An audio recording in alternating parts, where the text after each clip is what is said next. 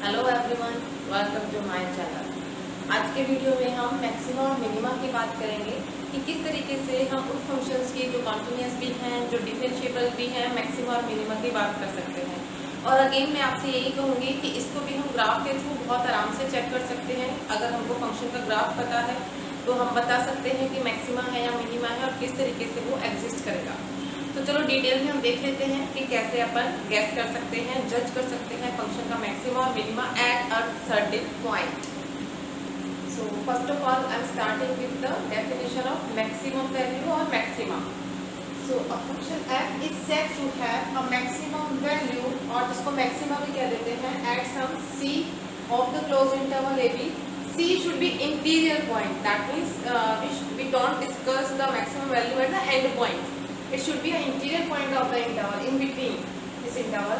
If f of c is the greatest value of the function in a small delta neighborhood of this c. That means इस c point की आप कोई भी अगर छोटी सी delta neighbourhood लोगे और f of c अगर देखोगे तो f of c सबसे बड़ी वैल्यू है। दैट मीन्स उस डेल्टा नेबरहुड में और कोई वैल्यू f c से बड़ी नहीं होगी। That means f c is the greater than f x for every x in delta neighbourhood. इस डेल्टा नेबरहुड का कोई भी पॉइंट अगर आप लें और उस पर f कैलकुलेट करें, दैट मीन्स fx, तो वो हमेशा छोटा ही रहेगा fc से। तो ये सबसे बड़ी वैल्यू हो गई। So that's why it's called maximum value and c is called the point of maximum. तो इसको हम डायग्राम के थ्रू भी अभी देख लेंगे। और सिमिलर लाइंस पे दूसरी डेफिनेशन मिनिमा की हो जाएगी, वो मैं यहीं पे आपको बता देती हूँ। अगर हम मिनिमा की डेफिनेशन पढ़ें तो यहाँ पे हम मिनिमा कर देंगे, यहाँ पे हम मिनिमा कर देंगे एंड ये सेम रहेगा आपका। यहाँ पे मैक्सिमा की जगह मिनिमा हो जाएगा, F C is the greatest की जगह स्मॉलेस्ट आ जाएगा यहाँ पर in the small delta neighbourhood. और यहाँ पे ये साइन आ जाएगा, F of C is strictly less than F X for every X के। तो ये हमारी डेफिनेशन होगी मैक्सिमा की और मिनिमा की। और एक चीज मैं और आपको बता दूँ, यहाँ पे जो सी पॉइंट है इसको हम स्टेशनरी पॉइंट कहते हैं, we call stationary point. Stationary points क्या होते हैं? जिस पॉइंट्स पर फंक्शन की जो डेरिवेटिव होती है वो जीरो होती है। इस पॉइंट के ऊपर फंक्शन की डिफरेंशिएबल अगर आप करें तो वैल्यू जीरो हो जाएगी। और हम पिछले वीडियो लेक्चर में चेक कर चुके हैं, तो डेरिवेटिव अगर किसी पॉइंट पर जीरो होता है, that means the tangent is parallel to X axis. हमने जो पिछले वीडियो लेक्चर्स में किया था, डिस्क्रिप्शन में आप उसका लिंक देख सकते हैं। तो इसका मतलब इसको एग्जैक्ट मतलब क्या है मैं अभी और अच्छे से एक्सप्लेन कर देती हूँ। So this is a theorem related to this extremum value. Extremum value हम maximum या minimum value को ही कहते हैं, तो collectively उसको extrema कह देते हैं। तो extrema अगर मैं word use कर रही हूँ तो it may be maxima, it may be minima. So f of c is an extremum value for a function f. Then f derivative at c in case it exists is zero. That means it is also possible कि derivative does not exist at the c point. लेकिन अगर ये exist करेगा तो zero ही होना पड़ेगा। F derivative C has to be zero. कब? अगर सी आपके पास क्या है, पॉइंट ऑफ एक्सट्रीमा है, और एफ ऑफ सी को अगर हम एक्सट्रीमम वैल्यू कह रहे हैं। अब ध्यान दीजिएगा, जो पॉइंट होता है सी उसको हम पॉइंट ऑफ एक्सट्रीमम कहते हैं, या पॉइंट ऑफ मैक्सिमम या पॉइंट ऑफ मिनिमम कहते हैं।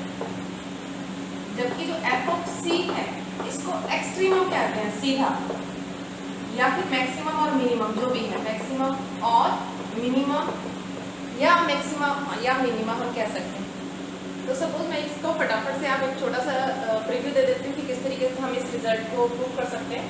तो मान लीजिए एफ ऑफ सी के पास हम लेट कर लेते हैं कि जो एफ ऑफ सी है ये मैक्सिमम है, ये मैक्सिमम वैल्यू है। मैक्सिमम वैल्यू है तो जो अभी डेफिनेशन पड़ी थी उसके हिसाब से here must exist a delta positive such that f of c should be greater than f of x for every x in this neighborhood. Okay, ये कंडीशन हो गई हमारे पास में, f c हमारे पास सबसे बड़ा हो गया। अब मैं f of c को मैक्सिमम वैल्यू लेके चलती हूँ। अब मैं f डेरिवेटिव अगर c की बात करूँ तो किसी भी नंबर के पास सिर्फ तीन ही चॉइसेस हैं बाई ट्रिकोटोमी लॉ। या तो ये ग्रेटर देन जीरो हो सकता है, या ये लेस देन जीरो हो सकता है, या ये इज इक्वल टू जीरो हो सकता है। तीन पॉसिबिलिटी है। हम एक एक करके इन दोनों को डिस्कार्ड कर देंगे तो हमारे पास अल्टीमेटली ये ही पॉसिबिलिटी रह जाएगी जो हमारा एम है, हमारा अल्टीमेट गोल है। तो सपोज पहले मैं ये लेके चलती हूँ, एफ डेरिवेटिव सी अगर स्ट्रिक्टली ग्रेटर देन जीरो है, इसको मैं यहीं पे लिख देती हूँ। Suppose you are saying f derivative c is strictly greater than 0. What does it mean कि फंक्शन आपका इंक्रीजिंग है in the neighbourhood of c। तो मैं एक c का छोटा सा नेबरहुड अगर लेट कर लूँ, c से c प्लस डेल्टा 1 लिख दिया मैंने यहाँ पे, कोई छोटा सा नेबरहुड जहाँ पे डेल्टा 1 लेस देन डेल्टा है, ये पॉजिटिव ही है दोनों।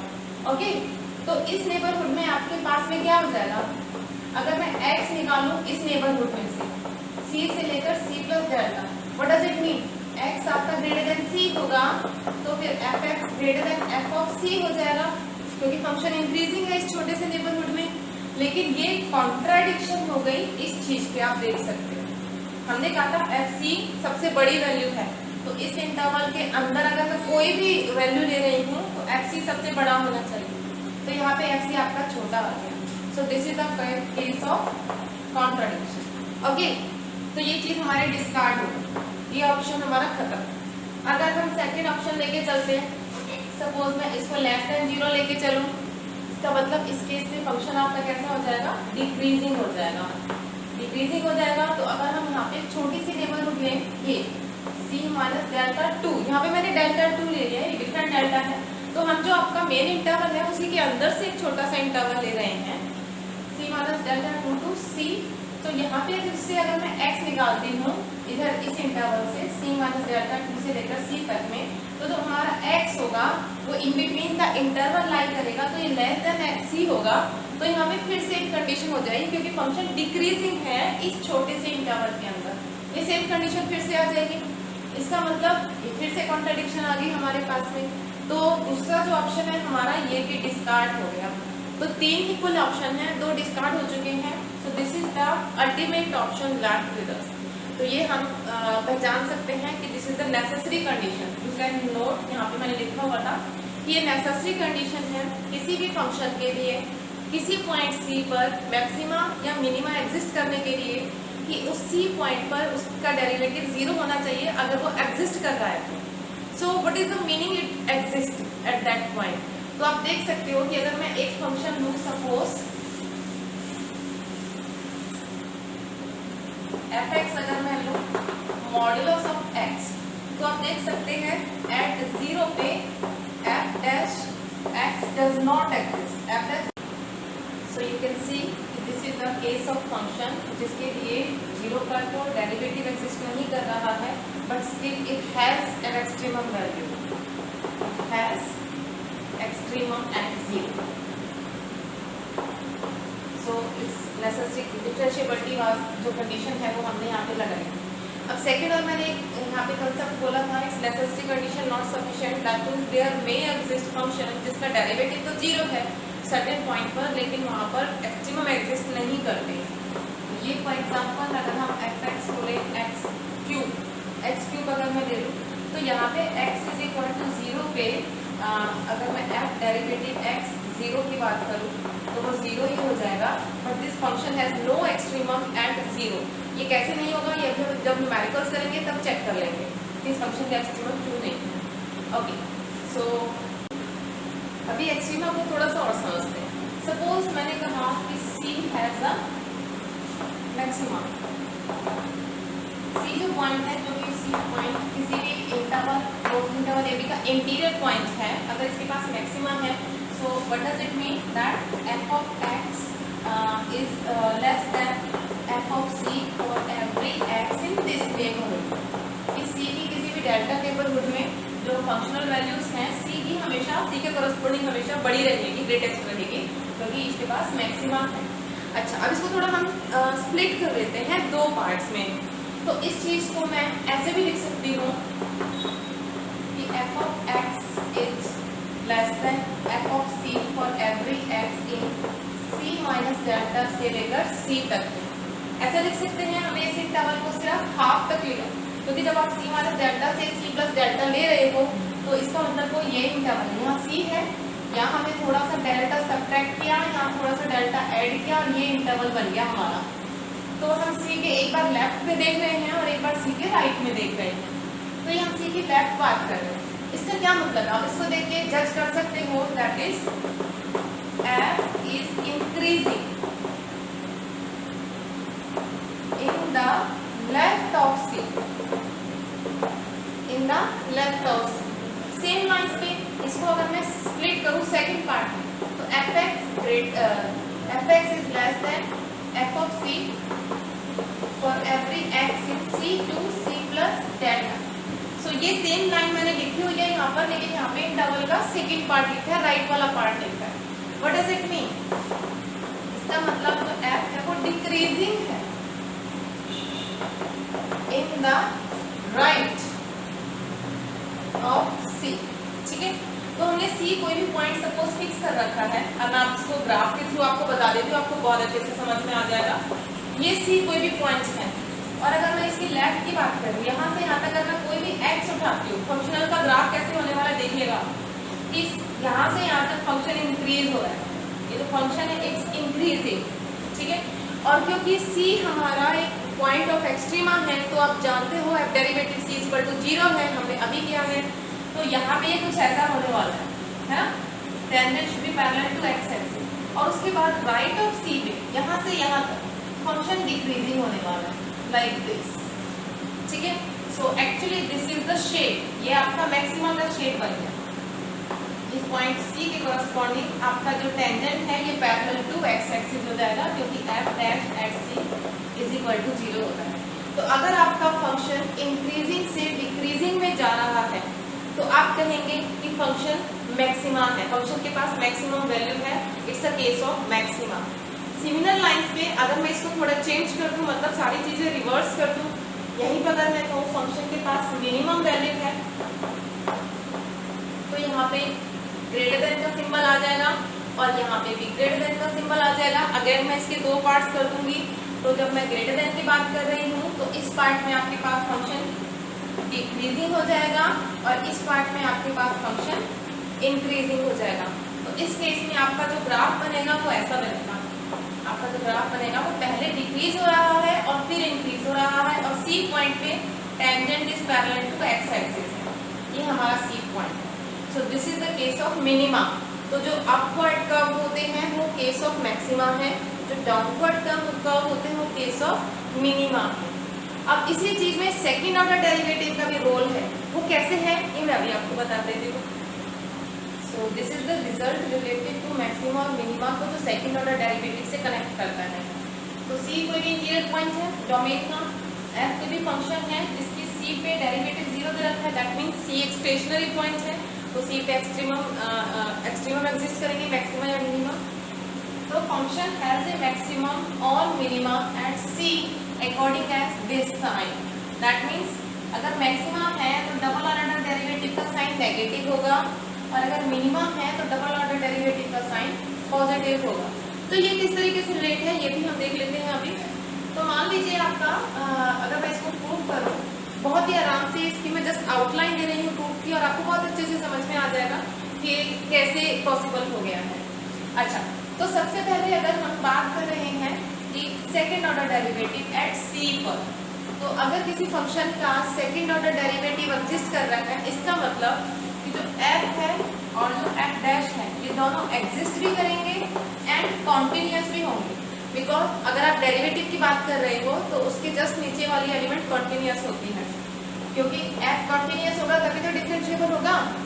तो f और f डेरिवेटिव दोनों एग्जिस्ट भी कर रहे हैं, कॉन्टिन्यूस है. ओके, कॉन्टिन्यूस होने का मतलब कि इनका वेल डिफाइंड कर्व रहेगा और स्मूथ कर्व रहेगा इनका दोनों फंक्शन. ओके, नाउ अगर हम C एक पॉइंट ले लेते हैं किसी भी डोमेन का, इंटीरियर पॉइंट ले रही हूँ मैं यहाँ पर, और पहले केस में सपोज मैं ये ले लेती हूँ कि जो f डबल डेरिवेटिव C है, सपोज मैं इसको पॉजिटिव लेके चल रही हूँ, तो मुझे अपने आप पता चल जाएगा कि मिनिमा का केस है. अगर f डबल डेरिवेटिव C एक पॉजिटिव है, इसका क्या मतलब है? इसका मतलब है कि f dash x is an increasing function of C. ठीक है, आप जानते हैं कि अगर f इंक्रीजिंग होता है, f डैश x पॉजिटिव होता है, ये वाइस वर्सा है. डेरिवेटिव पॉजिटिव है तो फंक्शन इंक्रीजिंग है, फंक्शन इंक्रीजिंग है तो डेरिवेटिव पॉजिटिव है.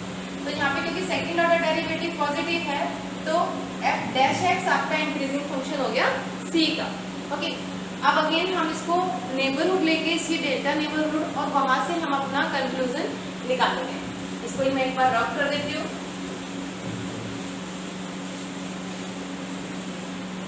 तो मैंने डेरिवेटिव ये सी माइनस डेल्टा और सी प्लस डेल्टा एक नेबरहुड ले ली मैंने यहाँ पर, ठीक है। अब इसके ऊपर मुझे काम करना है। इस नेबरहुड को मैं दो पार्ट्स में स्प्लिट कर लेती हूँ। एक तो c माइनस डेल्टा 1 से लेकर c तक। एक्चुअली इस नेबरहुड के अंदर से ही एक स्मॉल नेबरहुड निकाल लिया। सपोज ये c है और ये डेल्टा नेबरहुड है यहाँ से यहाँ तक। इसके अंदर से और छोटी सी कोई नेबरहुड मैंने डेल्टा 1 नेबरहुड ली हुई है, ये मैं सिर्फ इसकी बात कर रही हूँ। तो c माइनस डेल्टा 1, अगर मैं c की बात करूँ तो अगर हम सिर्फ इस नेबरहुड की बात करते हैं, लेफ्ट नेबरहुड की बात करते हैं, तो यहाँ पे आपके पास क्या हो जाएगा, यहाँ पे x जो है आपका वो लेस देन c रहेगा। और हम जानते हैं कि जो f फंक्शन है वो इंक्रीजिंग फंक्शन है c का, तो f derivative x will be less than f derivative f c and this is given to be 0। इसका मतलब f derivative x is less than 0, that means f is decreasing in left of c।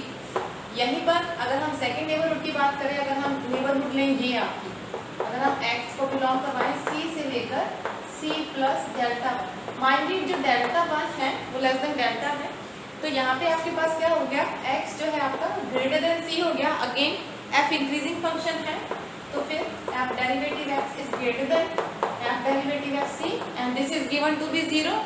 तो f derivative x जो है आपका greater than 0 हो गया। इसका मतलब f is increasing function in the right of c। तो आप देखिए फंक्शन कैसा है, डिक्रीजिंग से इंक्रीजिंग हो रहा है, तो मीन्स डिक्रीज करके फिर इंक्रीज हो गया। तो आप जानते हैं ये पॉइंट किसका होता है, मिनिमा। इसका मतलब अगर हमने लिया that means this implies f has minima at c। तो c जो पॉइंट है वो मिनिमा का पॉइंट है। तो इस तरीके से हमने सेकंड ऑर्डर डेरिवेटिव को रिलेट कर लिया मैक्सिमा और मिनिमा से। तो this was something about maxima and minima. इसके बारे में हम थोड़ा सा और पढ़ेंगे आने वाले वीडियो लेक्चर्स में और इसके रिलेटेड न्यूमेरिकल्स करेंगे। और अगेन अभी हमने ग्राफिकल इसको अच्छे से नहीं देखा है, लोकल मैक्सिमा ग्लोबल मैक्सिमा के बारे में भी हम अगले वीडियो लेक्चर में पढ़ेंगे। तो ये वाला लेक्चर आपको कैसा लगा रहा, आपको अच्छा लगा तो आप लाइक करें, अपने फ्रेंड्स के साथ इसको शेयर भी कर सकते हैं।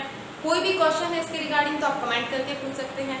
और अगर आपने अभी तक मेरा चैनल सब्सक्राइब नहीं किया है और आप वीडियो देख रहे हैं तो इस चैनल को सब्सक्राइब कीजिए। Thank you.